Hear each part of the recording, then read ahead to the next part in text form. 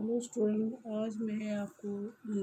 Saudi आज मैं आपको खाड़ी संकट के बारे में चर्चा करूँगी। कई दिनों से मैं आपको खाड़ी संकट के नोट्स दे रही हूँ। आज इस खाड़ी संकट की जो अंतर्राष्ट्रीय समस्या है, इसके बारे में आज चर्चा करूँगी।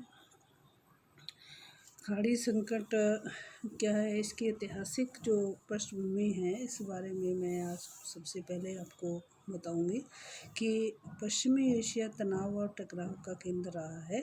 अरब इजराइल संघर्ष, लेबनान का गृह युद्ध, ईरान इराक युद्ध ने इस क्षेत्र को संघर्ष हमेशा रहा है। आधुनिक दुनिया के इतिहास में 1990 का एक दुर्भाग्यपूर्ण दिन भी आया, जिस दिन इराकी सेना के शासक सद्दाम हुसैन की सेनाओं ने पड़ोसी राज्य कुवैत पर आक्रमण कर दिया। 3-4 घंटे के अंदर विश्व के सबसे धनी देश में से कुवैत दुनिया के राजनीतिक नक्शे से ही मिटा दिया गया। यह आज की दुनिया में सबसे कम समय का युद्ध रहा, एक दिवसीय युद्ध। इराकियों ने बहुत ही सुव्यवस्थित ढंग से एक कार्रवाई की तथा कुवैत की छोटी सी सेना उसका मुकाबला नहीं कर पाई। कुवैत के शासक अमीर ने परिवार के सदस्यों के साथ सऊदी अरब में शरण ली और बाद में सैकड़ों कुवैती नागरिक जो है अरब की ओर पलायन कर गए। इराक ने अपने आक्रमण के औचित्य को सिद्ध करने के लिए कुवैती समाज को क्रांतिकारी बताया गया। इराक ने कहा कि ये क्रांतिकारी जो है सामंतवादी शासन का विरोध कर रहे थे, जो सदियों से कुवैत पर शासन करता आ रहा है। सद्दाम हुसैन की कार्रवाई ने पश्चिमी एशिया के राजनीतिक समीकरण तथा सारे विश्व की आर्थिक व्यवस्था को भयंकर आघात पहुंचाया। अंतर्राष्ट्रीय समुदाय में इसका जबरदस्त विरोध हुआ। खाड़ी युद्ध में इराक विरोधी बहुराष्ट्रीय सेना में 30 देश सम्मिलित हुए। इसमें मिस्र, सऊदी अरब, इंग्लैंड तथा अमेरिका महत्वपूर्ण सैनिक मदद देने वाले देश थे।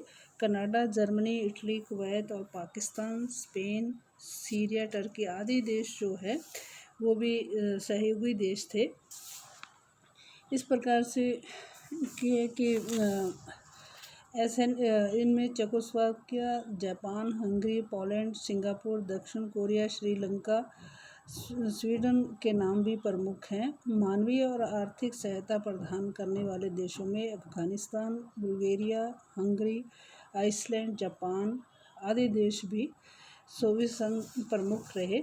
कुवैत की स्वतंत्रता और कुवैत पर इराकी जो दावा था वो ऐतिहासिक रूप से ये था कि ब्रिटिश शासन ने से कुवैत 1961 में स्वतंत्र हुआ था। तब इराक का प्रधानमंत्री कासिम था। कुछ ही दिनों के अंदर जनरल कासिमी ने कुवैत पर अपना दावा प्रस्तुत किया। उनका कहना था कि कुवैत जो है साम्राज्य के अंतर्गत बसरा प्रांत का भाग रहा है। बसरा अब इराक का एक अंग है, जबकि कुवैत ने इराक के तर्कों को अस्वीकार किया। कुवैत ने कहा कि वह तुर्की सत्ता के अधीन कभी भी नहीं रहा। कुवैत ने इस बात की ओर भी संकेत किया कि सन 1756 से लेकर अब तक कुवैत पर किसी वंश का शासन कायम रहा है। इराकी आक्रमण का डर होने के कारण कुवैत ने ब्रिटेन से सैनिक सुरक्षा का अनुरोध किया। सऊदी अरब ने भी अपनी सेना कुवैत में भेज दी। संयुक्त राष्ट्र सुरक्षा परिषद द्वारा संकट को हल करने का प्रयत्न भी असफल रहा। तभी अरब लीग की मध्यस्थता से 1961 को अरब लीग राष्ट्रों ने एक फैसले पर हस्ताक्षर करके ब्रिटिश सेना के स्थान पर अब अरब लीग की एक सेना नियुक्त होगी। अरब लीग के द्वारा कुवैत की स्वाधीनता की रक्षा की जाएगी। शेख शासन पर होने वाले किसी भी आक्रमण को लीग के सदस्यों पर आक्रमण माना जाएगा, पर इराक ने अरब लीग के इन प्रस्तावों का विरोध किया, कुवैत पर अपना दावा दोहराया। 1961 में आकस्मिक शासन परिवर्तन के जनरल कासिम का शासन समाप्त कर दिया गया तथा नया शासन कुवैत के साथ एक समझौते के लिए तैयार हो गया। इराक ने कुवैत की स्वाधीनता प्रभुता को मान्यता दी। इराक इस समझौते के बावजूद कुवैत को तंग करता रहा। 1975 में इराक ने कहा कि कुवैत उसे एक द्वीप का आधा हिस्सा 90 वर्ष के लिए पट्टे पर दे दी। बारबा द्वीप है एक, इसमें कुवैत अपना नियंत्रण छोड़ दे। इसके बदले इराक कुवैत की सीमाओं को मान्यता प्रदान करना चाहता था। मतलब एक द्वीप पर अपने पट्टे पर कुवैत के एक द्वीप को पट्टे पर लेना चाहता, जिस के बदले वो इराक जो है मान्यता देने को तैयार था, किंतु कुवैत की नेशनल असेंबली ने कोई रियायत देने से इनकार कर दिया। 1980 में ईरान युद्ध भड़कने पर इराक ने बारबा और बुवियान द्वीपों पर अपना अधिकार पुनः दोहराया, किंतु कुवैती सरकार ने इन द्वीपों पर अपना संप्रभुता को दावे को नहीं छोड़ा। कुवैत पर जो इराकी आक्रमण हुआ, इसके 3 कारण थे। सद्दाम हुसैन को कुवैत पर आक्रमण करने के लिए प्रेरित किया गया। पहला कारण था कुवैत का जो भूभाग था, इराक का ऐतिहासिक दावा किया। इराक कुवैत के उन क्षेत्रों पर दावा था जिनको 1961 से जाहिर कर रहा था। इराकी जनता को यह समझना आसान था कि कुवैत इराक का ही एक हिस्सा, एक अंग है। इसलिए सद्दाम हुसैन ने सैनिक कार्रवाई के तत्काल बाद कुवैत को इराक के साथ एकीकरण कर दिया। उसे इराक का एक 19वां प्रांत घोषित कर दिया।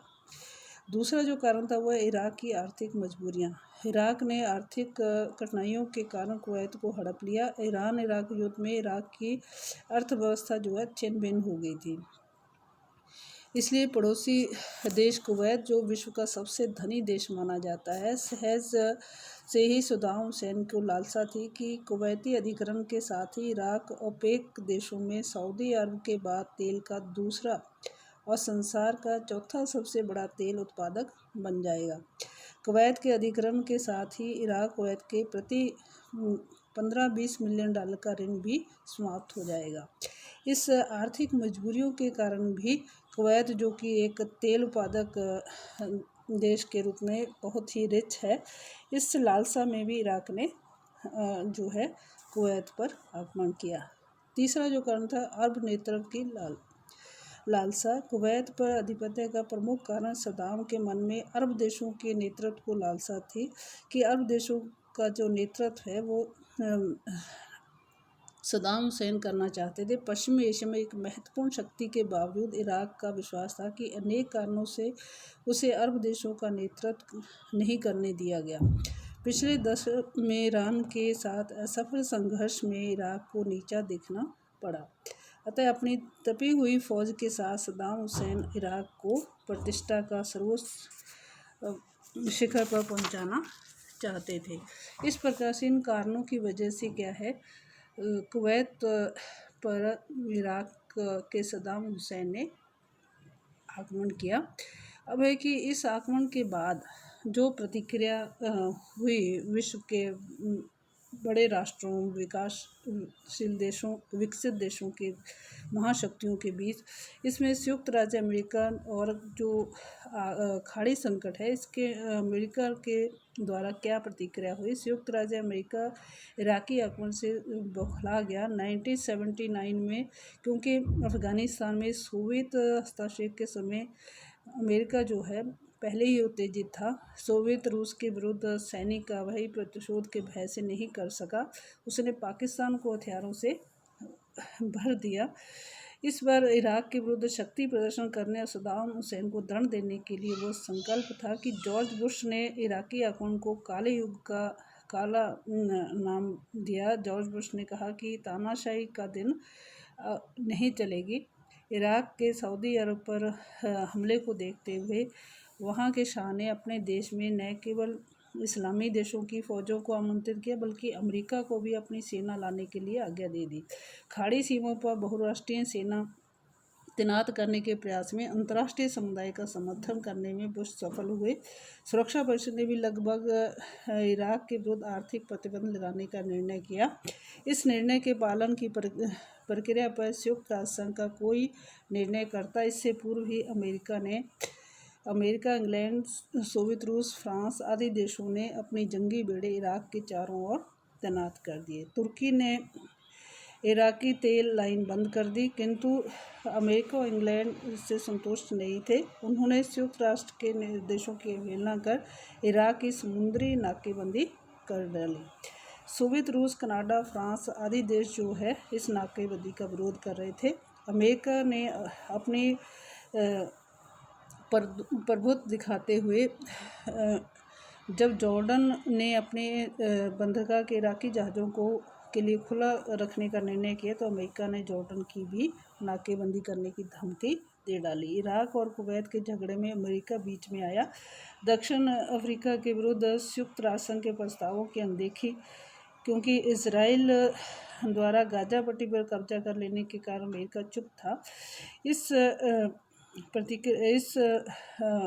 प्रतिशोध से अमेरिका पहले ही ऐसे प्रभावित दुखी था, तो उसने इस परिस्थितियों से प्रभावित होकर इराक द्वारा कुवैत पर कब्जा करने की ऐसी तकलीफ हुई कि जिसके कारण उसने अपनी सारी शक्ति इराक के विरुद्ध लगा दी। सऊदी अरब ने अमेरिका से अपील की कि इराक के आक्रमण से उसकी रक्षा करे। अमेरिका ने अनेक स्थलों पर अपनी सेना सऊदी अरब में लगा दी। दिसंबर 1990 तक यहाँ 3 लाख से अधिक बहुराष्ट्रीय सेनाएं पहुँच गई। नवंबर 1990 को सोवियत चीनी समर्थन से सुरक्षा परिषद ने अमेरिका की महत्वाकांक्षा को कानूनी जमा पहनाया। सुरक्षा परिषद ने प्रस्ताव पारित कर दिया कि 15 जनवरी 1991 तक इराक कुवैत को खाली करे, नहीं तो उसके विरुद्ध बल का प्रयोग किया जाएगा। अमेरिका ने इस आधार पर यूरोप व जापान में हमारे सहयोगी ऐसी दुनिया में नहीं रह सकते जिसमें तानाशाही हो। इस प्रकार से अमेरिका का जो है इराक का जो अस्तित्व था कुवैत में वो संकट में आ गया।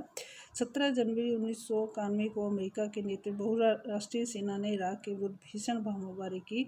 अंत तक इराक के असैनिक ठिकानों पर बमबारी की। इससे सैनिकों के साथ हजारों असैनिक भी मारे गए। अमेरिकी बहुराष्ट्रीय हवाई बमबारी से इराक की विद्युत जल संचार व्यवस्था ठप हो गई और 40 दिन की धुआंधार बमबारी के बाद 24 फरवरी को 1991 को अमेरिकी नेतृत्व में बहुराष्ट्रीय सेनाओं ने जमीनी युद्ध प्रारंभ कर दिया। जमीनी युद्ध प्रारंभ करने के 24 घंटे के अंदर ही इराक ने घोषणा की कि वह कुवैत खाली कर रहा है। वास्तव में सद्दाम की सेना अब लड़ने की स्थिति में नहीं थी। इराकी सैनिक कुवैत को छोड़कर चले गए। जमीनी युद्ध 100 घंटे चला। अमेरिका ने युद्ध विराम की घोषणा कर दी और 2 लाख इराकी सैनिक बंदी बना लिए। इराक की सैनिक कमर पूरी तरह तोड़ दी। राष्ट्रपति बुश ने कहा कि कुवैत अब स्वतंत्र देश है।